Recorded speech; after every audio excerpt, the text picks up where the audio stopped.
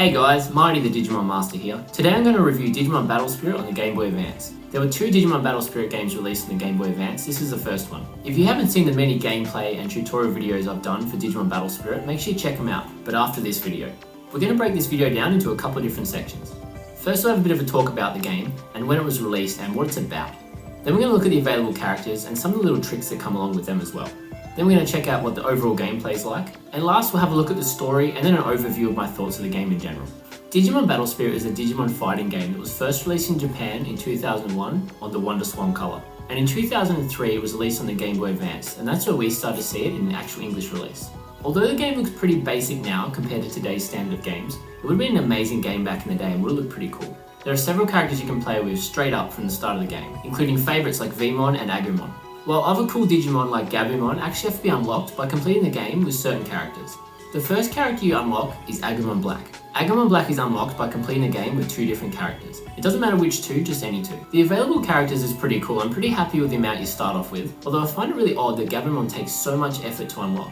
You have to complete the game with a lot of different characters just to unlock him. Yet he's one of the main characters in the show, and in a lot of the games. So it's kind of annoying, and also he's my favourite, so I'm going to get a bit angry about that. The gameplay is pretty straightforward, which makes sense to the Game Boy Advance, because it didn't have many buttons, and also when you think about it, the processing power of the Game Boy Advance compared to today's games is a lot different. There are several different areas you can battle in. Each of the areas had the standard different levels you could jump onto, and some of the levels even had moving components in this, which is pretty cool to see. There's also some objects in the areas that allow you to jump up into the air, or some of them even throw you into the air. This can add an element of skill to the game, whereas you could use these to evade an attack, or you can even use them as part of your attack, which makes the game even more interesting. There's also other Digimon that wander around. Now they can attack you, and if they do run into you, they will damage you. But if you defeat them, they'll drop an item that you can throw at your opponent. Now this could be a rock that you throw at them, this could be something to stop them, this could be something to electrocute them, catch them on fire. There's a lot of different things they can drop. But they're very important to either stay out of the way of so they don't hurt you, or destroy them and then use the item they drop to attack your opponent.